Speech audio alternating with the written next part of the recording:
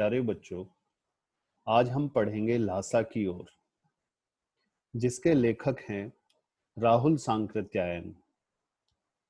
यह पाठ एक यात्रा वृतांत है। यात्रा वृतांत का मतलब होता है यात्रा का वर्णन। जब कोई व्यक्ति कहीं घूमने जाता है तो वहां जो कुछ उसने देखा, उसे अच्छा लगा या जो कुछ उसने अनुभव किया, वह अपने शब्दों में जब उसे लिखकर औरों के सामने प्रस्तुत करता है तो उसे यात्रा वृतांत कहते हैं। यह पाठ जो इसमें अंश लिया गया है वह राहुल जी की प्रथम तिब्बत यात्रा से लिया गया है, जो कि उन्होंने सन 1929 से 30 में नेपाल के रास्तों की थी। उस समय भारतीयों की तिब्बत यात्रा की अनुमति नहीं थी, इसलिए उन्हें यह यात्रा एक भिखमंगे के छद्म वेश में की थी।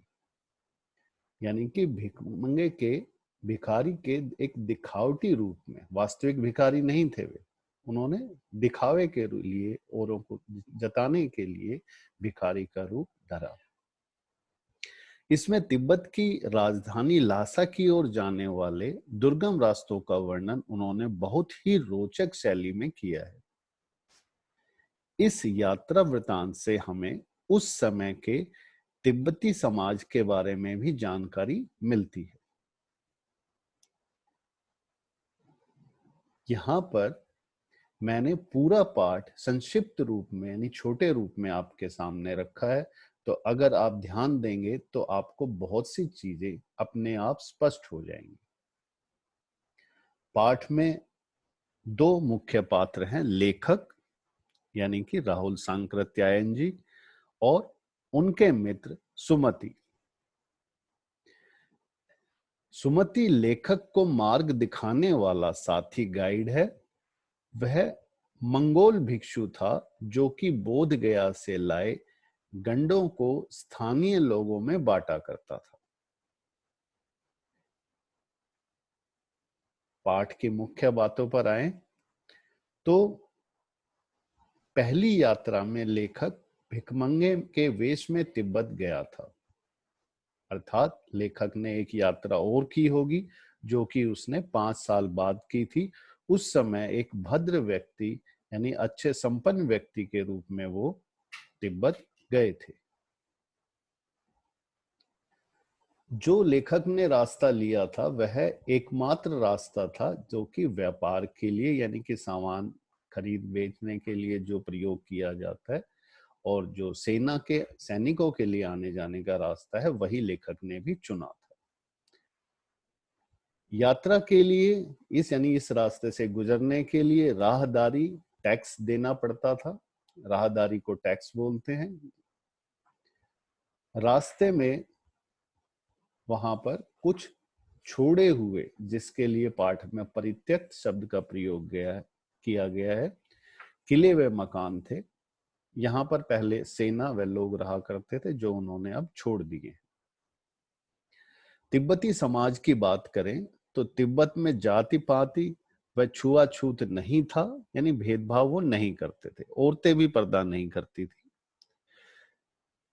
घर में कोई भी व्यक्ति आकर रसोई का प्रयोग कर सकता था या अपना सामान वो मकान मालिक को दे दे और उनके घर के सदस्य जो है उसके लिए खाना पका देंगे या चाय बना देंगे। इस तरह की चीजें कर लिया करते थे। सिर्फ भिखारी को छोड़कर, भिखारी से भी सिर्फ इसलिए भेदभाव था कि उन्हें डर था कि वो शायद चोरी कर देंगे। अब लेखक जो है, जैसा कि पहले बताया, 2 बार तिब्बत गया था। तो पहली बार जब गया उसके साथ सुमति था, उसे कहीं ठहरने में दिक्कत नहीं हुई। दूसरी बार उसे, जब वो भद्र वेश में था तो भी उसे वहां पर रुकने में दिक्कत आई। इसके पीछे मुख्य कारण 2 है, संबंध व मनोवृत्ति, यानी कि लोगों से आपके कैसे संबंध है। जैसे कि सुमति की वहां जान पहचान थी तो पहले आसानी से वहां पे उन्हें रहने के लिए जगह मिल गई।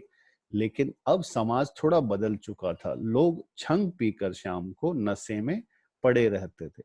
उन्हें अच्छे बुरे का होश नहीं रहता था। वो नहीं पहचान पाते थे कि व्यक्ति जो है, इसीलिए वो वहां पर किसी को रुकने नहीं देते थे। वहां पर तिब्बत में बहुत ऊंचे स्थान को डांडा कहते हैं। पाठ में एक जगह का नाम आता है डांडा थोंगला, जो कि काफी लगभग 16,000 से 17,000 फीट की ऊंचाई पर है। वहां पर सुनसान जगह है और लोगों को बड़ा खतरा रहता है, क्योंकि तिब्बत में हथियार का कानून नहीं था। वहां पर सरकार के पास इतना पैसा नहीं था कि वो जगह जगह पुलिस तैनात कर सके या और व्यवस्था कर सके। तो लोगों के पास डंडे बंदूकें ऐसे आसानी से हथियार रहते थे। उस समय यात्रियों को डाकुओं से मारे जाने का खतरा था। तो जब लेखक डाडा थोंगला से गुजरता है तो वह पहले भिखारी के वेश में था। जैसे ही वह किसी व्यक्ति को देखता तो वो कुची कुची करने लगता, अर्थात दया दया। तो सामने वाले को ये लगता कि भिखारी है, इसके पास कोई सामान नहीं होगा, तो वो सुरक्षित था। जैसा कि रास्ता बड़ा कठिन था, ऊंचाई पर था, तो लेखक को सामान ढोने के लिए गधे भी लेने, घोड़े भी लेने पड़े। और लेखक जो है मार्ग में अपने साथियों से बिछड़ गया था। इसके पीछे दो मुख्य कारण थे। एक तो उसका घोड़ा धीरे चल रहा था, सुस्त था। दूसरा, वे रास्ता भटक गए थे। अब जब वो पहुंच जाते हैं तो वहां पर पहली बार जब जहां भी रास्ते में रुकते थे तो लेखक जो था आगे चलने के लिए या दूसरी जगह जाने के लिए जोर देता था, लेकिन लेखक ने शंकर विहार में सुमति को उनके यजमानों के पास जाने से रोका, परंतु दूसरी बार रोकने का प्रयास नहीं किया। अब इसके पीछे क्या कारण है? कारण यह है कि वह कंजूर की पोथियां पढ़ने में रम गया था।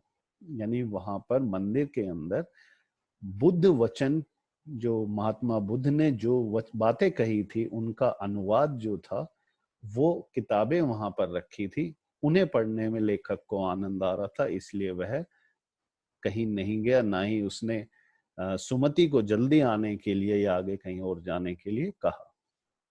तो आप सभी ने ये बातें सुनी, समझी। इतनी सी बातों से पूरा पाठ स्पष्ट हो जाएगा। एक बार पाठ को जरूर पढ़ लें, दोहरा लें, जिससे कि परीक्षा में अच्छे अंक आपको प्राप्त हो। धन्यवाद।